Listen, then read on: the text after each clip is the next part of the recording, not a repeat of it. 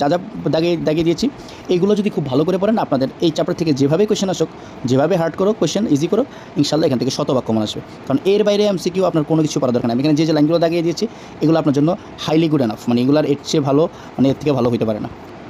আসসালামু আলাইকুম সবাইকে, আশা করি সবাই ভালো আছেন।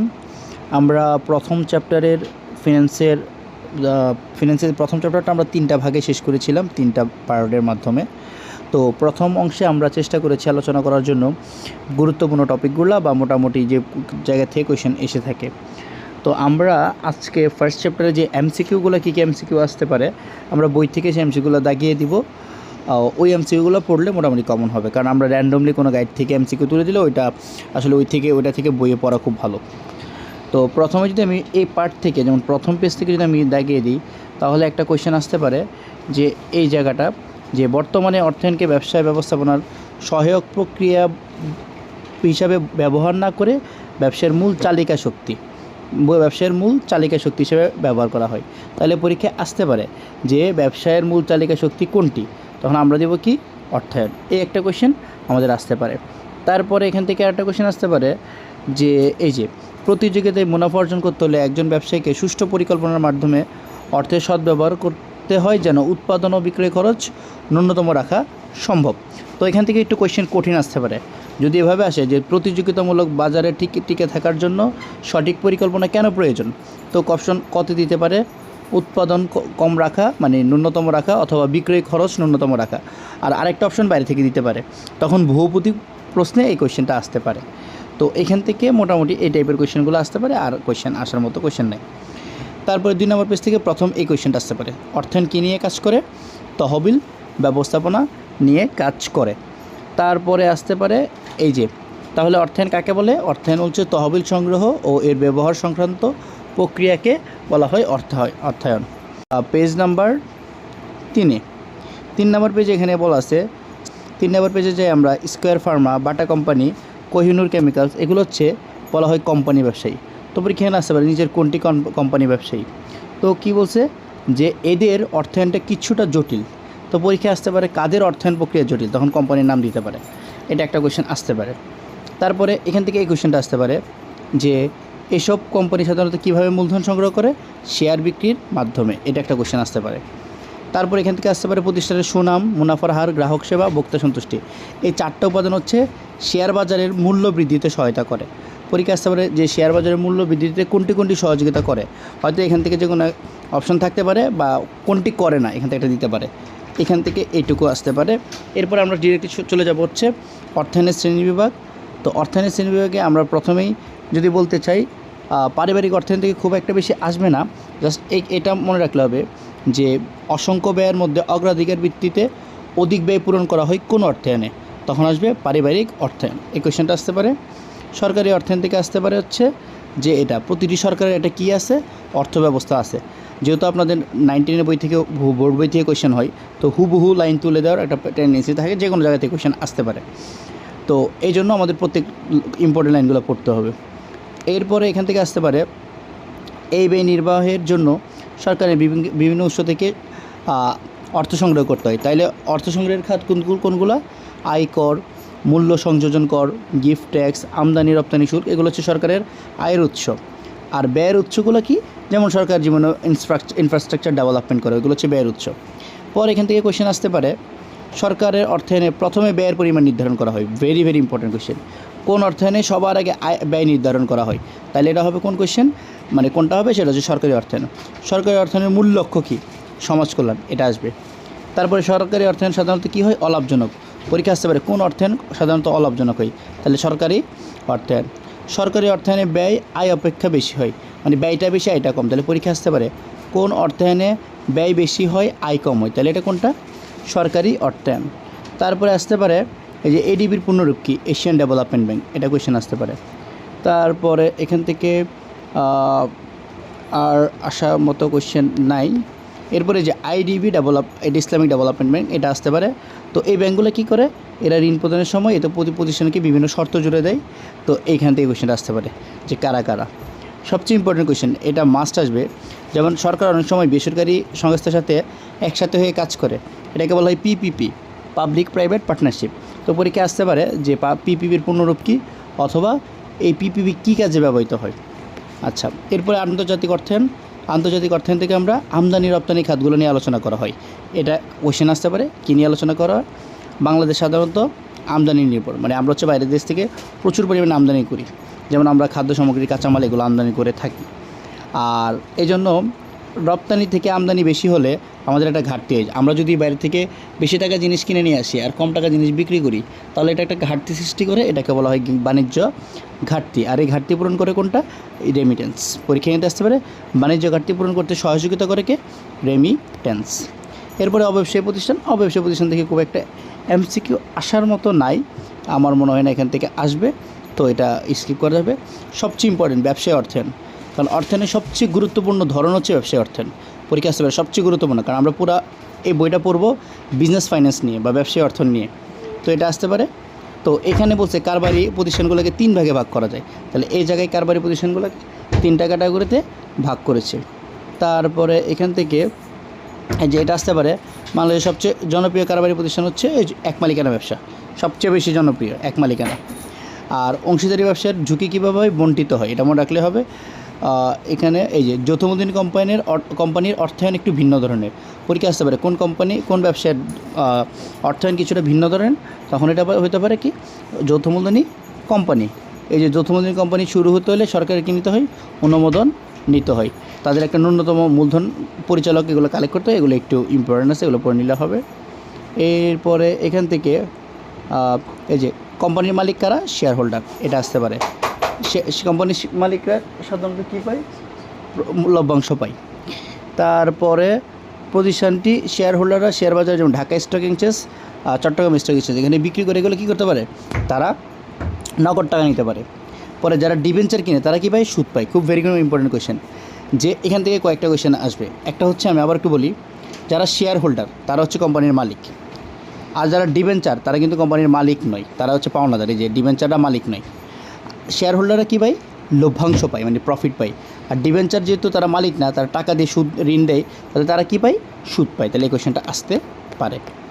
ব্যাংক, আমরা জানি ব্যাংক প্রতিষ্ঠানগুলো কীভাবে কাজ করে, এগুলো আমাদের ক্লাসে আমরা আলোচনা করে দিছি। যারা এই বইটা পড়বেন তার আগে আমার এই 3টা ক্লাসের ভিডিও দেখে আপনারা এই বইগুলো পড়বেন, তাহলে আপনাদের জন্য অনেক সুবিধা হবে। এখান থেকে বাংলাদেশ কৃষি ব্যাংক, এই ব্যাংকগুলোর নাম একটু মনে রাখলে হবে।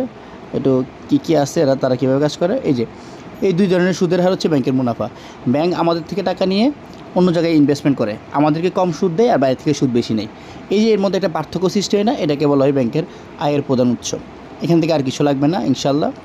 কারবারে গুরুত্বর ক্ষেত্রে আমরা পয়েন্টগুলো একটু মনে রাখবো, কারণ অনেক সময় পয়েন্ট দিয়ে দেয় যে গুরুত্ব কেন। এই পয়েন্টগুলো একটু আপনারা রিডিং করবেন, কারণ এখান থেকে কোয়েশ্চেন আসার সম্ভাবনা অনেক কম, আমার মনে হয় না এখান থেকে কোয়েশ্চেন দিবে। তো এখান থেকে পড়ার মানে এখান থেকে জাস্ট রিডিং করে রাখবেন যেন আসলে পারেন। যেমন এই কোয়েশ্চেনটা আসে, বাংলাদেশ একটি কী ধরনের দেশ? এটা হচ্ছে উন্নয়নশীল দেশ।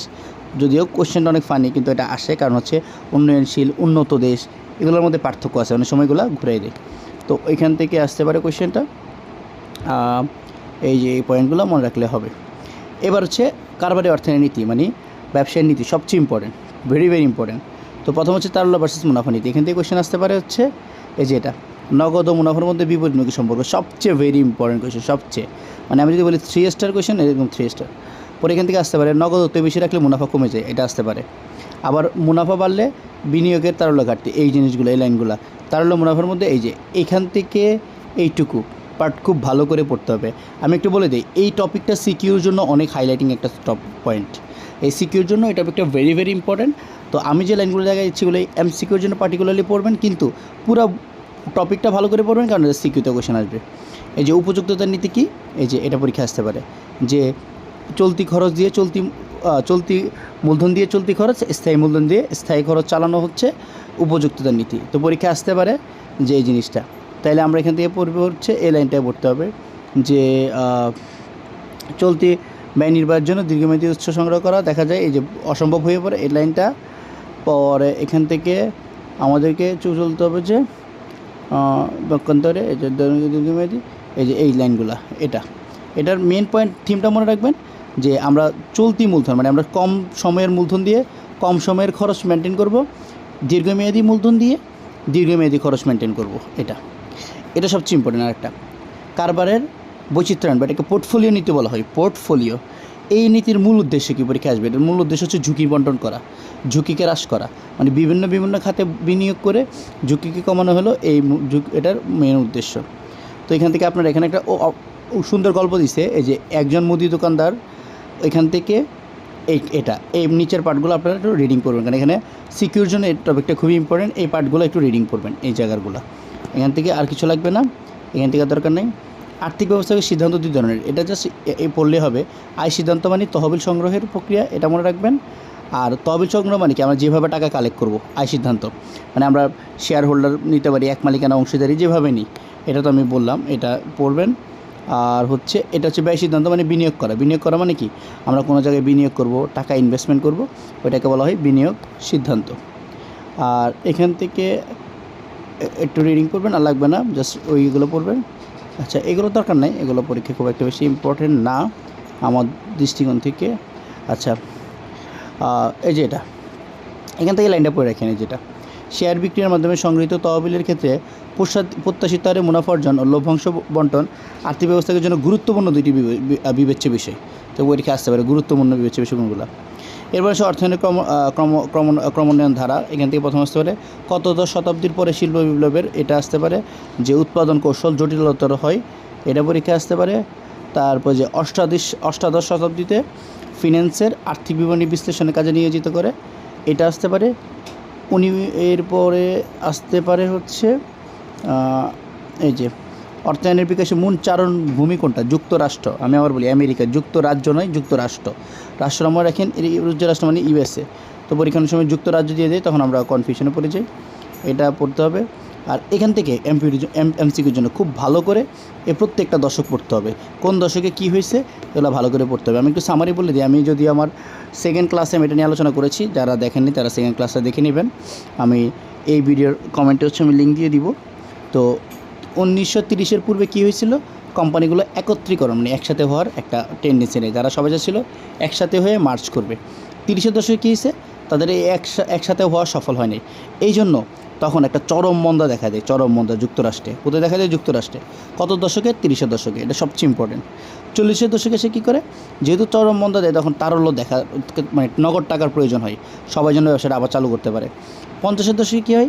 অর্থায়নের আগের যে পূর্বের দৃষ্টিভঙ্গি ছিল, এগুলা পরিবর্তন করে তারা যেন সর্বোচ্চ লাভজনক খাতে বিনিয়োগ করতে পারে, সেই জিনিসটা তারা চেঞ্জ করে। এই জন্য এটাকে বলা হয় সনাতন ধারা। এই ধারাকে, কোন ধারাকে? 50-এর। 60-এর দশকে কী হয়? 60-এর দশকে হচ্ছে আধুনিক অর্থায়নের যাত্রা শুরু হয়, মানে নিউ অর্থায়ন, যেটাকে বলা হয় আধুনিক মডার্ন। কারণ হচ্ছে তখন মূলধন বাজারকে অগ্রাধিকার দিতে শুরু করে তারা। মূলধন বাজার বলতে আমরা বুঝতে পারছি যে আমরা যে শেয়ারের কথা বলছিলাম, শেয়ার হোল্ডাররা যে সম্পদ কিনে, এই সম্পদের দাম বৃদ্ধি মানে তাদের শেয়ারের দাম কীভাবে বাড়ানো যায়, সেটাই ছিল তাদের মেন মোটিভ। আগের দশকে দেখবেন, এই দশকে এসে মুনাফার প্রতি ফোকাস করা হয়, কিন্তু এই দশকে এসে সম্পদটা কেমনে বাড়ানো হবে ওইটাতে ফোকাস করে। 70-এর দশকে এটাকে কম্পিউটারের অধ্যায় বলা হয়, কারণ কম্পিউটার তো ক্যালকুলেশন করে। কারণ এই 70-এর দশকে এসে অনেক ফর্মুলা ডেভেলপমেন্ট হয়, যেমন থিওরি কীভাবে, মানে এই যে হ্যারি মার্কুইজ, মার্টন মিলার, তারা হচ্ছে অনেক ভালো ভালো থিওরি দেয়। এই থিওরিগুলো ইউজ করে আমরা ঝুঁকি কমানো, কোন খাতে ঝুঁকি কমানো যায়, এগুলা হচ্ছে আমরা জানতে পারি। এই জন্য এটাকে বলে অর্থায়নের আধুনিক কম্পিউটার। 80-র দশকটা খুব একটা বেশি কিছু নাই। 90-র দশকে সবচেয়ে হচ্ছে এই যেটা WTO, ওয়ার্ল্ড ট্রেড অর্গানাইজেশন, তারা হচ্ছে আত্মপ্রকাশ করে, এটা পরীক্ষা আসবে এখান থেকে। ভেরি ইম্পর্টেন্ট, ভেরি ইম্পর্টেন্ট এটা। এই তো এগুলোই ছিল। আপনারা যদি আমি যা দাগিয়ে দিয়েছি, এইগুলো যদি খুব ভালো করে পড়েন, আপনাদের এই চ্যাপ্টার থেকে যেভাবেই কোয়েশ্চেন আসুক, যেভাবে হার্ড করো কোয়েশ্চেন, ইজি করো, ইনশাল্লাহ এখান থেকে শতভাগ কমন আসবে। কারণ এর বাইরে এমসিকিউ আপনার কোনো কিছু পারা দরকার নেই। আমি এখানে যে লাইনগুলো দাগিয়ে দিয়েছি, এগুলো আপনার জন্য হাইলি গুড এনাফ, মানে এগুলার এর চেয়ে ভালো, মানে এর থেকে ভালো হইতে পারে না। তো সবাইকে ধন্যবাদ। আমরা হয়তো আরেকটা ক্লাসে আমরা কিছু গুরুত্বপূর্ণ সিকিউ নিয়ে আমরা আলোচনা করব।